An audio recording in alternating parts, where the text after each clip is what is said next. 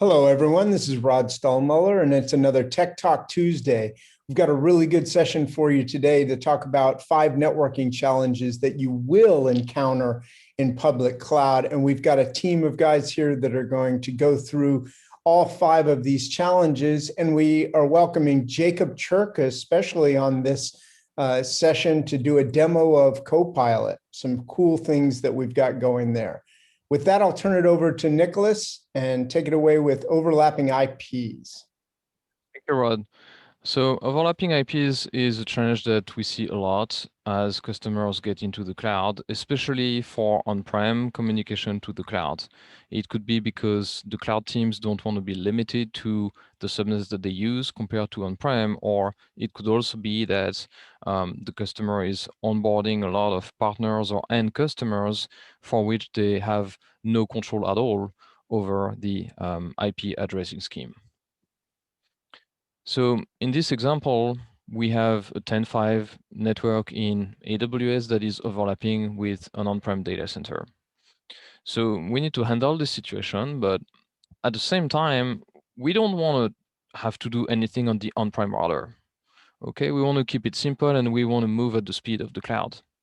Also, many on-prem router either have no NAT or they have very limited capabilities. The next thing we want to do is to preserve the host information. This is very important because there's a lot of NAT solutions out there that are purely NAT overload, which means they NAT everything to a single IP. So it works, but you completely lose visibility on who is talking to who. And this is making troubleshooting extremely difficult. The last thing we want to have is a configuration that is simple and scalable. So let's explore how we can achieve this using Evitrix. Evitrix has a functionality on the gateway called Mapped NAT that actually addresses all of those scenarios. It works by defining virtual subnets that are unique. So they are really good fit to be communicating because they do not overlap with on-prem or with the cloud.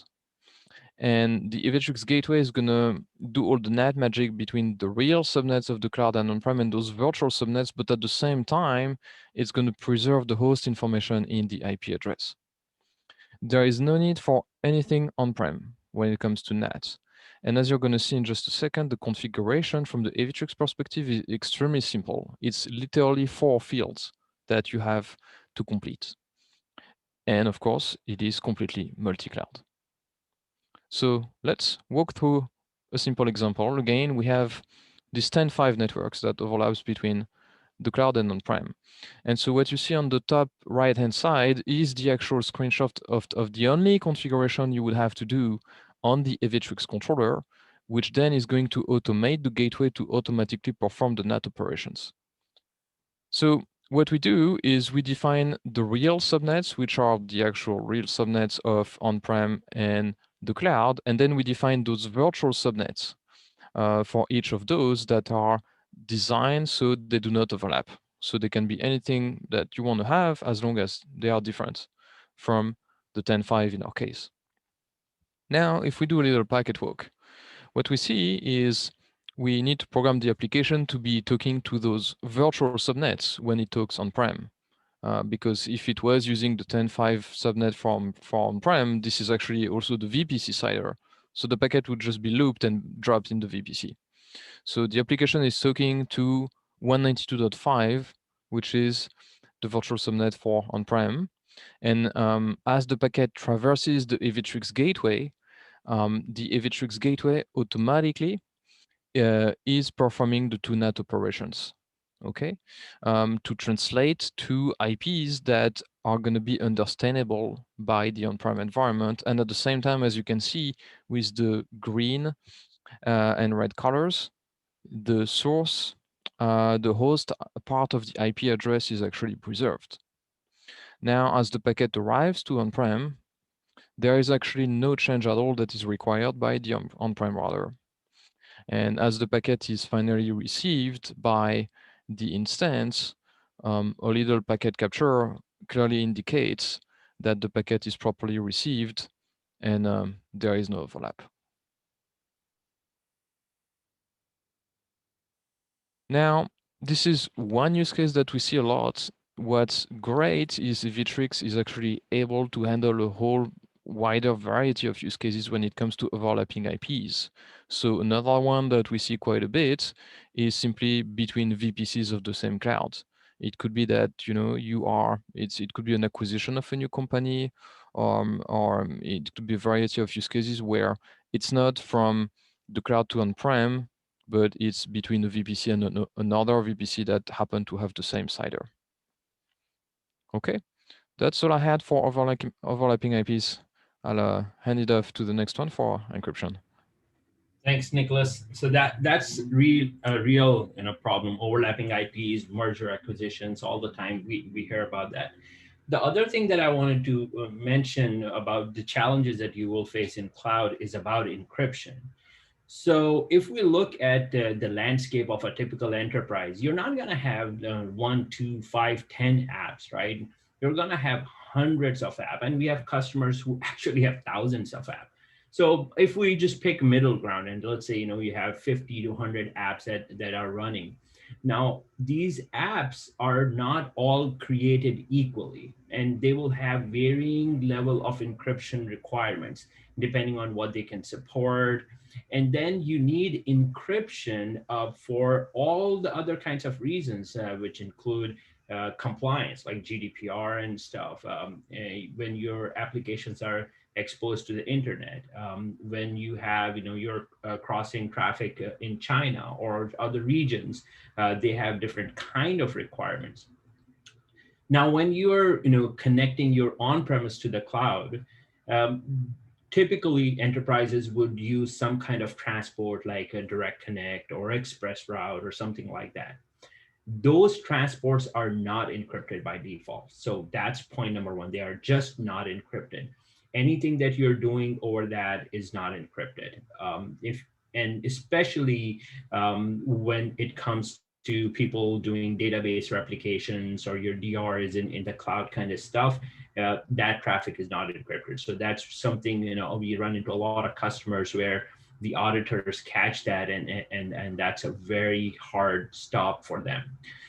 Now, the second thing is when you are inside the cloud, when you're going VPC to VPC, VNet to VNet, there is no guarantee that end-to-end traffic is going to be encrypted. There are several components in between which don't support encryption. For example, AWS TGW doesn't support encryption. So anything that crosses TGW is not going to be encrypted. Then you may, in all the clouds, there are a very specific subset of instance sizes that may support some instance level, underlay encryption. So at the end of the day, from a compliance perspective, you don't have a guaranteed end-to-end encryption. Now, if I look at the application side, right, not all the applications are created equally. You have, legacy apps, you have off-the-shelf software, you have non-web apps. Actually, that's a very critical point, because a lot of time when I'm talking to people, they're saying, oh, we're using HTTPS or it's everything SSL, but that's typically only for, your web apps. What about the non-web apps, your databases and other things that are running? And then within that, your encryption is sometimes, you come across this notion of not good enough encryption, meaning, well, it's not all encryption is equal. So are you using SSL v3? Are you using TLS? What version of TLS are you using? Well, you can say that all of them are encrypted, but they're not good enough encryption.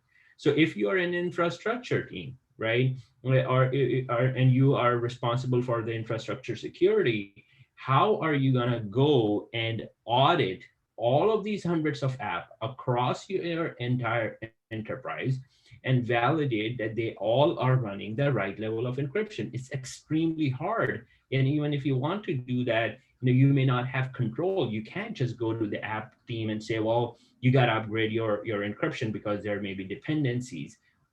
For off-the-shelf software, the vendor may or may not support it.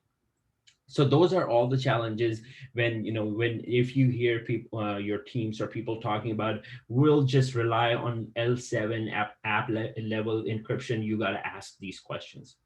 Now, some other challenges that if you have everything encrypted at app layer, which is good, right? You want to do that.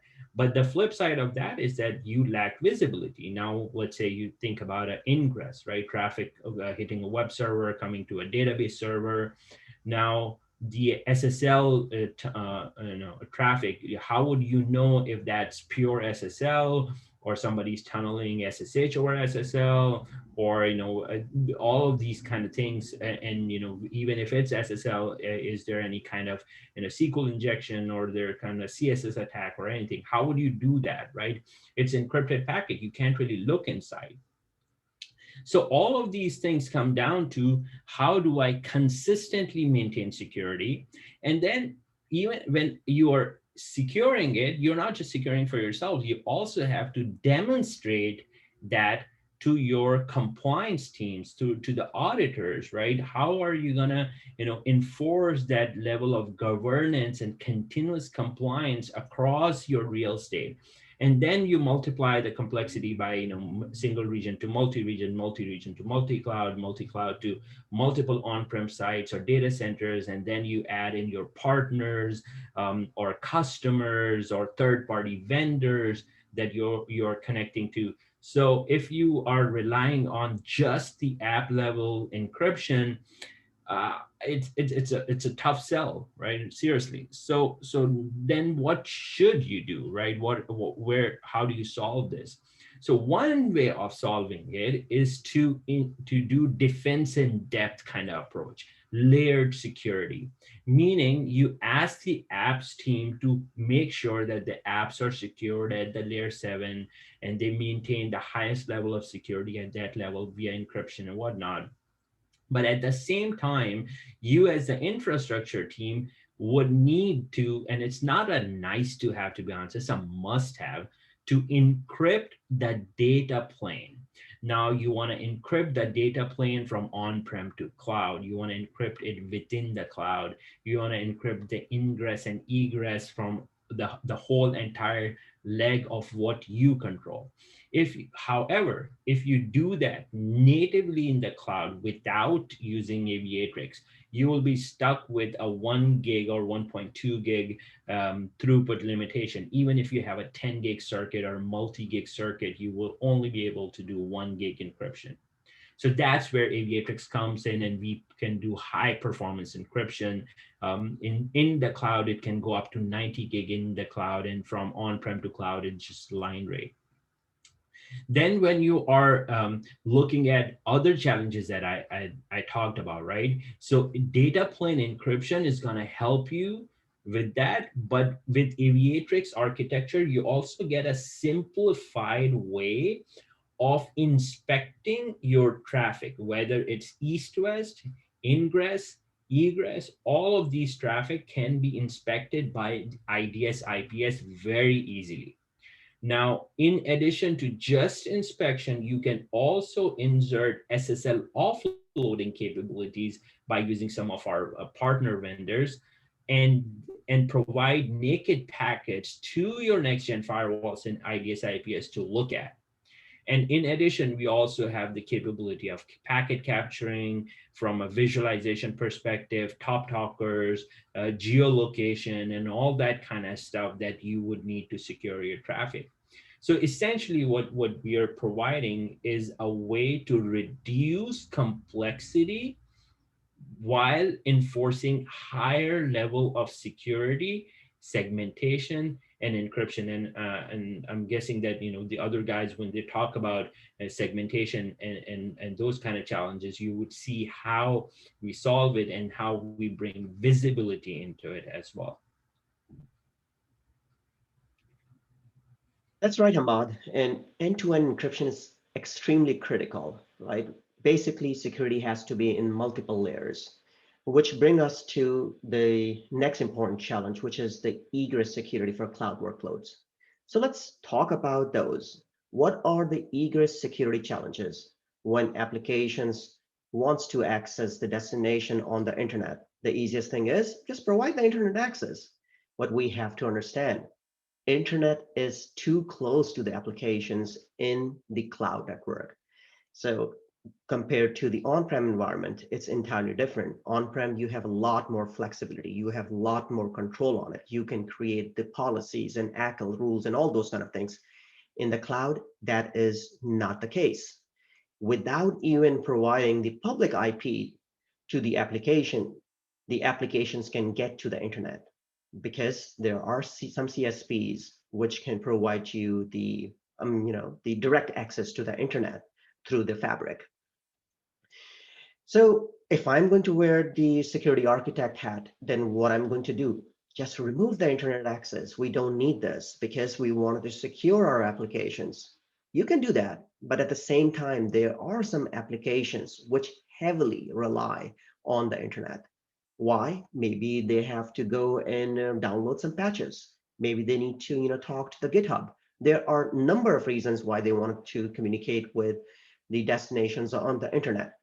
But the dilemma over here is they don't know the cloud operations team, the architects, they actually don't know what these applications are talking to the destinations on the internet. Why? Because they don't have the application dependency mapping. This is a big challenge. If you have any filtering capability available in the cloud, and if you don't have the app dependency mapping, then you cannot do anything. So now let's talk about how we can solve those problems. First, some inadequate solutions, something which is available by the CSPs like NAT gateways.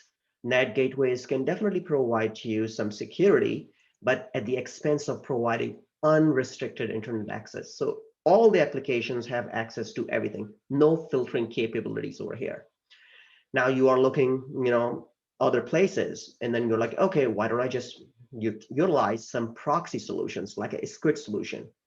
Again, this is going to get the job done, but it comes with its own baggage. Like it's extremely hard to manage. Scalability and high availability is a big concern for these proxy solutions. Now customers are saying, okay, so what can I do?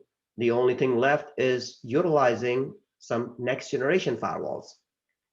Definitely, these next generation firewalls can provide you the solution which you are looking for, but this is an overkill, an extremely expensive solution. So what is a solution which is adequate and the best practice? That will be provided by Aviatrix egress security. In this architecture, everything we talked about it has to be filtered properly. And then the filtering capability is provided by Aviatrix egress FQDN gateways in every single VPC, the VNet, basically your walled gardens, as I'm showing you over here. Everything is centrally managed by Aviatrix controller, so you don't have to do it manually everywhere. All these gateways, it's highly available. The architecture is available for you in two different ways. Like you can do it centrally and also in distributed architecture. Right now, you are seeing a distributed architecture, but later in the slides, I'm going to talk about the centralized architecture as well. Everything on this screen, the VPC, the VNets, the VCN, the instantiation of the gateways, the programming of those gateways, the rules and everything can be you can do this thing using a programmatic access like APIs and then a Terraform. Aviatrix is a Terraform provider also. All right, so but the problem would remain the same. I need to do the filtering, but I don't know what my applications are talking to. So Aviatrix provides the solution for that as well using a discovery mode. You can turn this thing on per gateway basis. And as soon as you turn it on, you will start seeing what your application is talking to the internet. Now, based on those information, like all those FQDN entries, you can define your rules and push it out to all the gateways from the controller. Again, the centralized way of managing all these policies. All right, so let's talk about the first architecture. We briefly talked about the distributed. Here, the applications in your walled gardens, they are communicating over the internet. They can get filtered, right, using all the discovery mechanism and all what we discussed previously in a couple of slides. Now, these applications may have another application which they heavily depend on. right? It could be a different peer or maybe another application, how you are going to communicate with each other. For that, you need a transit architecture, and that's what I'm showing you over here with Aviatrix Transit VPC, VNet, or VCN, and then you can build your transit architecture over the end-to-end encryption, which is the high-performance encryption that Hamad talked about it. This is all good for a single cloud. What is going to happen when I'm going into the multi-cloud environment, or maybe in multiple regions? What is going to happen at that point? So the beauty about this architecture that Aviatrix provide, which is called the multi-cloud network architecture, everything repeats itself. The entire architecture is repeatable, common architecture. So whatever you have built in AWS, you can easily repeat the same thing in Azure and GCP. So same distributed architecture is available in all the clouds, and you can achieve the same level of security. Now the cloud architect is saying, okay, this is all good. There are areas, or maybe I am a different entity, different business unit who wants to manage all my VPCs, the VNets and the VCNs from a centralized location. So what solution do we have for that? So Aviatrix provide a centralized egress security for those enterprises as well. Now, instead of having the FUDN gateways in individual workload VPCs, VNets, and VCNs, you can drop all those gateways in a centralized transit VPC or VCN or VNet location and manage all the policies from the same Aviatrix controller. By the way, this architecture is also available across multiple clouds, and it's easy to manage. So based on your requirement, based on your use case, you can pick any architecture. All right. Yes, Saad, extremely helpful and valuable. That should be the first layer of defense to protect the traffic going towards the internet or the egress traffic. Now, the next topic is about the service insertion. So customers or enterprises, when they're moving into the cloud, they have been utilizing some advanced networking services, such as next generation firewall, or could be F5 load balancer for application delivery needs. So when it comes to inserting those services in the cloud, it's extremely difficult, because when you look at the services provided by the CSPs, they're very primitive, they're very basic. For example, the layer 4 stateful firewall that we spoke about, or the NAT gateway that Saad was mentioning, customers are looking for advanced next generation firewall. And those type of services are not provided by the cloud providers, or even if they are kind of a black boxes for them. So it's very difficult to manage and operate. And if you look at the CSP model, there is no control plane there. Okay, so everything is a discrete entity. And as an IT architect, you are left to stitch all those services together, or to insert those services into your packet flows. So what I have seen as a challenge is that customer oftentimes take an easy route and utilize their next generation firewall in the on-prem world. So they attract all the traffic from the cloud towards the on-prem. This is where they have their next generation firewall. They will do the inspection and will send the traffic back to cloud. This is like the hairpinning that they're doing there, right?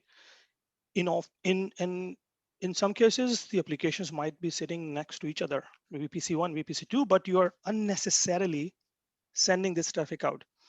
Now, when you're sending it out, let's say if you're using direct connect or express route, those links are not even encrypted by default. So you are doing this inspection for your critical workload, but they are going over an unencrypted link. Okay, so that's not a good design.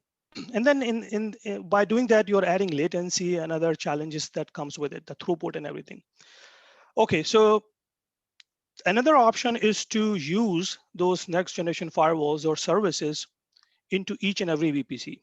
Okay, and I have seen customers made that mistake as well, because they think that, yeah, it's very difficult to do it in the cloud, so let me just put it in each and every VPC.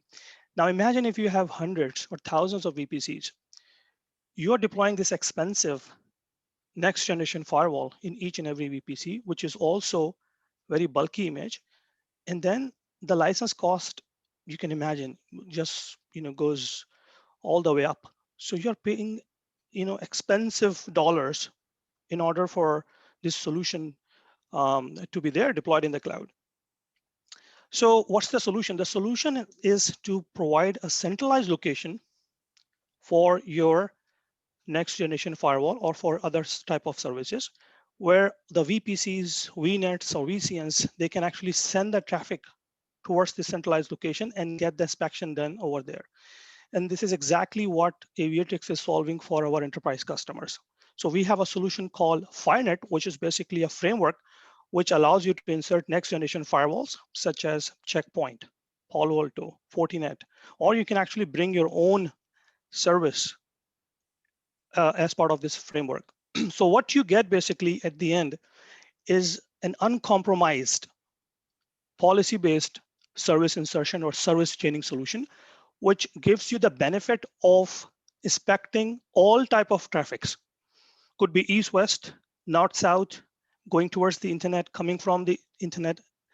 And that actually gives you the maximum throughput that we have been talking about. Okay, so if we have done our testing and we can go all the way up to 90 gig in terms of providing the encrypted throughput. It's very important. The solution itself is active-active. Okay, so deployed highly available in the highly available fashion across multiple AZs. If you go with the native options or these next generation firewall vendor option, oftentimes those are not active-active. Those are active standby. And even with that, when you try to do active-active, you have to enable IPsec. You run BGP for the ECMP piece, right? And in the process, you also configure SourceNet on your firewall, so you basically lose the visibility of the traffic. So the Aviatrix architecture is a standard architecture, what Saad also mentioned during egress FQDN. This is something you can take and you can repeat. And it provides you the control plane. The control plane is the magic. It's extremely important because it is actually providing the feedback loop to other components. It looks into other entities as well. It's not like the scripting that you do, which is very much static. You configure once and that's it. These elements, they have their health. They want to report their health to you. So based on the health checks, you can take some actions. You can take them out from your flows, right? So you need a policy-based model, which is provided by Aviatrix that actually does exactly that. So the architecture itself is very flexible. There are different options to slice and dice this. One is the collapse model, where you have these firewalls deployed in a centralized location for all type of traffic. What you can also do, and we have seen that some customers don't want to do that. They want to have these centralized advantages, but kind of in a distributed way. And what do I mean by that? Is basically for the east-west traffic, you have a centralized place. And for the egress, you have a different VPC or VNet where you're sending your traffic to. Because oftentimes these teams are different, taking care of different traffic patterns, and also their policies are different. So in order to avoid the conflict, this is a very good an advanced model that the enterprises can follow. And this actually gives you the context-aware traffic switching or traffic steering. We know exactly where to send this traffic to for the egress, and it helps you achieve compliance in a very quick manner. Everything is automated. The entire architecture you see can be terraformed. So you write your scripts or automation once, and you can actually repeat it across the board. Okay. Another thing that we have seen is that customers, when they're connecting to the on-prem world, they're receiving some new routes through BGP and whatnot. If you're not using the Aviatrix solution, you are left to manually do that or manually configure those routes into your firewalls. So we actually takes care of that as well, because we receive the route, we will automatically program those routes, not only in the VPC or other places, but also inside the next generation firewall. The last piece, which is very important, is the advanced monitoring and visibility. So there is no SourceNet required in our solution. There is no ECMP or BGP that we are running in as part of our solution. So that actually helps you achieve those requirements. And then troubleshooting, the packet monitoring, the advanced observability that you need from your architecture is provided by Aviatrix Copilot. And this is actually the topic that I want to discuss next with Jacob as well. Jacob, we know you are the chief architect for the Copilot. So we just want to see a quick demo so that our audience can take a look at it and what new features we have out there. All right. All right. Yeah. So when actually to me, when I log into Copilot, the most important thing for me to look at the topology. And this is something we are building at the runtime. So it's extremely, excuse me, helpful for me to see it and visualize it. Can you show us some components here? Sure. So what we're looking at is the Copilot topology. This topology is built in real time. It gives us real-time status and gives our customers the ability to do troubleshooting directly from topology. So we're looking at a managed environment here. We can see multiple AWS regions. We can see Azure regions. We can see a GCP regions. And we can also not see how everything is logically and physically connected. We also see status. So as we zoom in, these links between, there's a link between AWS and Azure. We can see that the status of the link, right? So when it's green, it means everything is up and running. If it's yellow, there could be one connection that is down. If it's red, all connections that are down, you know? And when we click on this link, we can actually see real-time latencies between all the links that encompass this connection from AWS region West to this Azure region in US Central, right? So not only do we get status, we get real-time latencies as well between all our links. Now, opening one of the VPCs up, I just opened one of these VPCs up, we can actually see the inventory in that VPC. So we can see we have the VPC, we have the subnet, we have a data center, a remote data center that's connecting into this spoke VPC, and we have the Aviatrix gateway, right? Clicking on the Aviatrix gateway, we can do diagnostics directly from topology. So currently, you can run a ping from this gateway, right? You want to be able to see, does this gateway or any instance in this gateway have connectivity to something inside the network or outside the network? We can also run traceroute, right? To be able to understand what the path is from this gateway, to, from this instance or any instance inside this VPC to any other instance and other VPCs, no matter where they live in the same cloud or in a different cloud provider. We can also run test connectivity, right? So if we wanted to see, hey, will this VPC or instances in this VPC support TCP port 80 to an Azure VPC? We can actually run that as well. We have a list of active sessions. These are all the open sessions in this VPC currently. And we have interface statistics, right? So these are all the interfaces on our managed spoke gateway. And we can see a ton of information. So we can see number of packets sent. We can see if there's any RX errors, TX errors, any dropped packets that are happening on this gateway. You know, we also expose another really unique counter called the PPS limit. So if you deploy an instance, a small instance, and you're trying to push 10 gigs of traffic, well, if the instance doesn't support 10 gigs of traffic, this counter will start to go up. So you can actually see if you're exceeding the cloud provider's packet limit, this counter will start to go up. And we have that for all the interfaces, all the encrypted tunnels as well. Nice. All right. Next, I want to show you, excuse me, something else we recently released, and that's topology replay. So what is topology replay?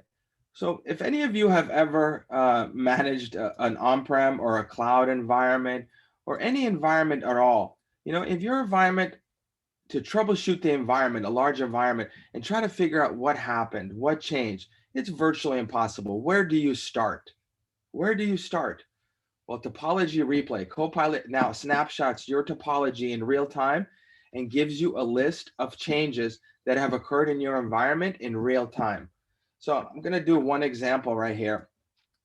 So there's our topology, and you can see we're at 751. At 751, Copilot noticed that there's 13 changes in the topology. We highlight the changes that occurred and where they occurred within the topology framework. Right? So if we click on one of these instances, we can actually see, well, in this VPC, right, for this Azure spoke, we can see that the peer state went from down to up. So we know that previous to 751, that the peering state for this Azure VPC or VNet was down, and at 751, it went back up. So this gives us an incredible ability when something was working an hour ago, and then it just recently stopped. we can go to topology replay and actually see what in our network changed. Did a route change? Did a security group change? Did we add something? Did something was removed, right? Nowhere else are you able to get this level of detail to be able to determine, to start to be able to troubleshoot where the problem has occurred.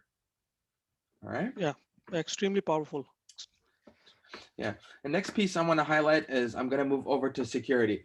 So security, we added a new feature in this recent Copilot called domain segmentation. So using the Aviatrix multi-cloud network architecture, you can define security tags on our controller. And the security tag says what domains can talk to what domains and what domains cannot talk to what domains. So when we're looking at this view, we can see that we have over here, we have 4 security domains defined: QA, prod, staging, and dev. Now on this graph right here, we can see that we have right here, we have a site to cloud connection, which is a remote data center, and he belongs to the QA security domain. Now, if we hover over him, we can see that where the remote data center has connectivity to. So you can see that he has connectivity to this test spoke, and this test spoke lives in the staging security domain. And if we continue to highlight him, you can see he also has access to spoke 1 and ORE-EKS-GW. And both of those spokes live in the staging domain, right? So, but you can see here that we also have another domain called prod, but this remote data center has no connectivity to prod. Now, using security domains is a very efficient way to be able to stop thinking about IP addresses and be able to stop thinking about routes and be able to stop thinking about that and actually be able to define a security tag and say that this security tag can talk to this security tag, and Aviatrix will handle all the routing, all the security for you automatically.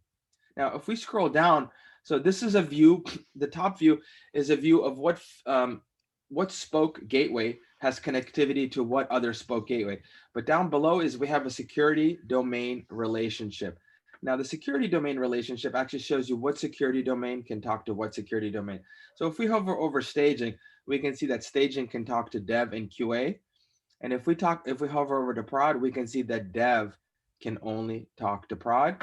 And if we hover over dev, dev can talk to everyone else, right? So this is a quick way, a very precise way to be able to understand what security domains can talk to what security domains. Right? And our last feature I want to highlight in security is egress. All right. So egress, as was previously demonstrated in a few slides before, gives our customers the ability to control traffic that's egressing from the cloud to the internet. So our egress solution will actually log every request that is leaving the multi-cloud fabric, no matter where you are, whether you're in AWS, Azure, OCI, or GCP. If you have our centralized or distributed egress solution, you can actually monitor all the traffic that's actually moving out and where it's actually going. So you can see here, we give you a list of top 10 domains that were visited in the last month. We give you the source IPs, those IPs that actually requested those domains. We actually tell you what countries those domains actually were requested in. We tell you which centralized egress gateway those requests went out of. And we tell you any rules that were hit. So if somebody requests a domain that we have a policy to block, we can actually see that how many times that policy was enforced. Now we also have a very powerful search capability, right? So if we wanted to see,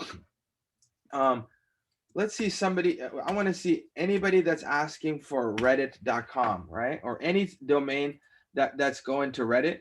So we can actually put the search criteria here, and we can actually see, we have 1,000 requests that went to Reddit. We can see what dates those requests came in. And we actually see the IP address where the request started from. We know which gateway the request went out to, and we know what domain it went to. We can also look for subdomains, right? Did anybody go to any domain in RU, in the Russia countries?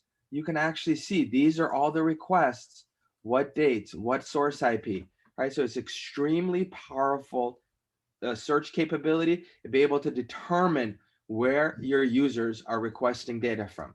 Now, the last feature, we also have a live feature. So you can actually monitor the traffic in real time, right? So as traffic starts to come in and enter the centralized or distributed egress solution, we will show you all the real-time requests that are happening in this view. All right, and that's it for us here. All right, thanks, Jacob. That's really good, actually. So yeah, so we discussed a lot of challenges. The top 5, as we see, the overlapping IP. We discussed the pervasive encryption need in the cloud. The egress is extremely important. The filtering options, because the cloud native solutions are not giving you enough there to protect your traffic or to achieve the compliance need you have. The service insertion, next generation firewall we discussed, and then the last piece is the operations. So really good to see it all coming along. So Rod, so I think let's talk about the next step for these guys. Yeah, great. Saad, if you can pop that up. Great. So great session, guys. Lots of good information. I think one of the great things that we have right now that you guys could try out is our sandbox starter. And you can find this by going to our homepage or going to the link that you see here. But this will connect you into our community site where you can find out a little bit about this and how you can actually launch it. It's very easy. It takes about 45 minutes. You end up with an entire multi-cloud network architecture deployed in both AWS and Azure. And you can choose if you want just AWS or both. And then it gives you a sandbox that you can play in and you can try some of these use cases and some of the things that the guys talked about today.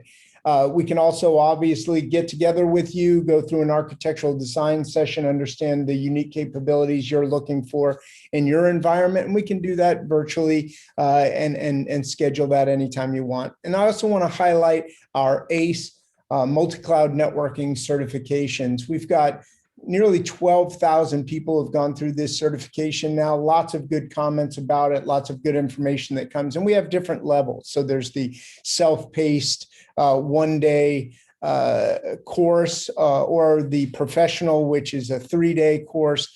And we just introduced the operational version, which is a 2-day course as well. So check that out at aviatrix.com/ACE.